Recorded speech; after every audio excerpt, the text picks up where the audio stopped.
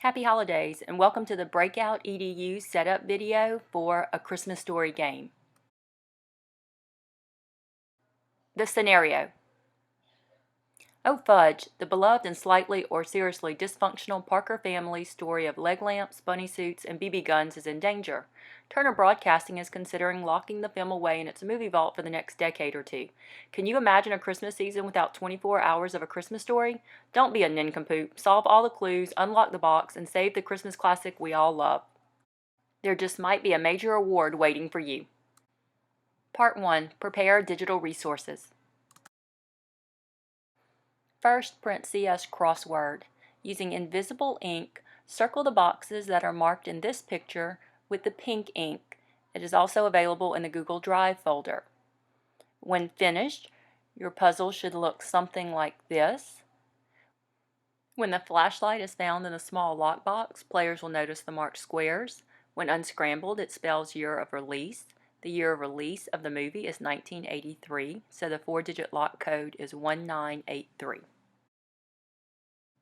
Next, print the CS decoder cipher wheel 1 through 26, the CS decoder cipher wheel A through Z, the CS decoder clue QR code, and you'll need a brad that looks like this.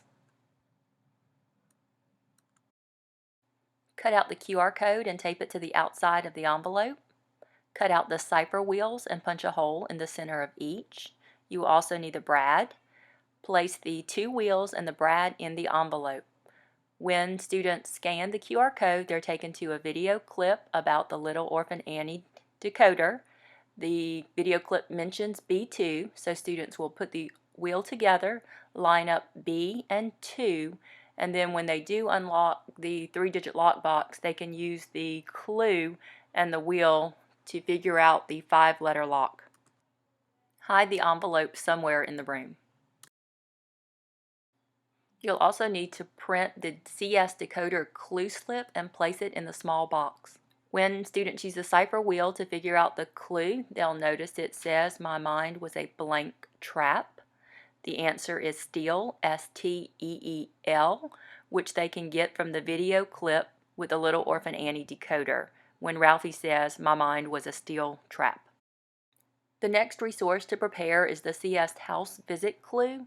You'll notice there are 2 pages. The first page is images of fake text.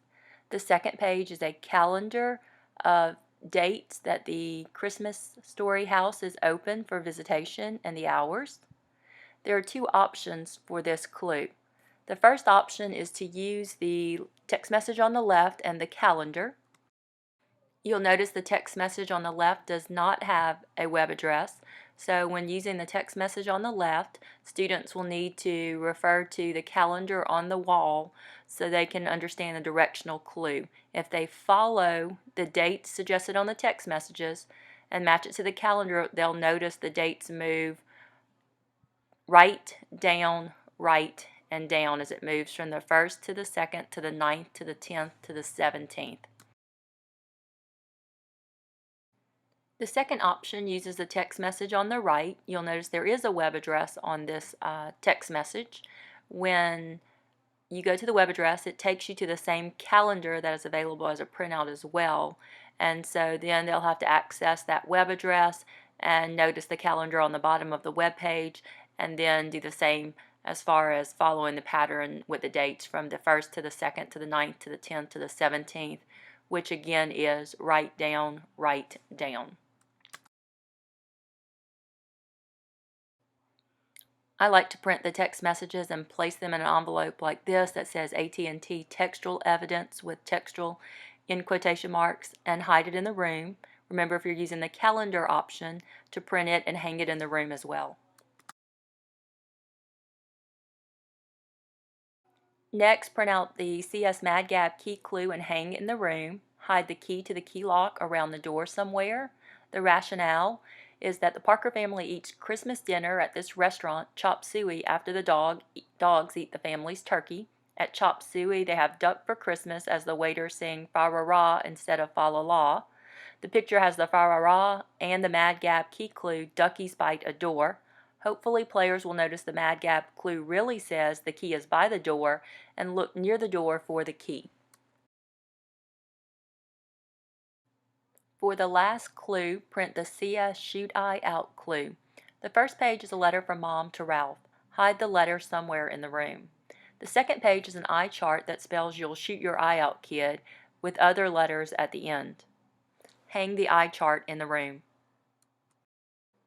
Rationale: when the letter is found, players should notice that Y, O, and U are in caps and stand for the letters Y, O, and U. The word count is underlined. The letter is about getting his vision checked, hence the eye chart connection. When players count the number of times Y, O, and U are used on the eye chart, they get the 3-digit code 4, 6, and 5. This gives them access to the 3-digit lockbox, which contains the UV flashlight and the decoder clue slip. Part 2 is to prepare the Breakout EDU box. Print the Major Award leg lamp certificate and the leg lamp award. Cut out the leg lamp and place in the box along with the certificate, so when students break into the box, they get a major award for saving the movie. Next, place the hasp on the large Breakout EDU box with the 5-letter lock, directional lock, key lock, and 4-digit lock, set to the proper combinations, and place the box at the front of the room. Part 3 is to prepare the small lock box. Place the decoder clue slip in the small box along with the UV flashlight and hide it in the room somewhere. Make sure the code is set to 465. And finally, part 4 is to prepare to play. Print 2 hint cards for each group of students playing the game.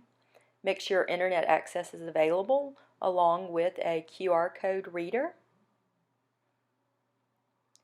Finally, set the timer for 45 minutes and have fun breaking out and saving a Christmas story. A Breakout EDU Game by Julie Powell.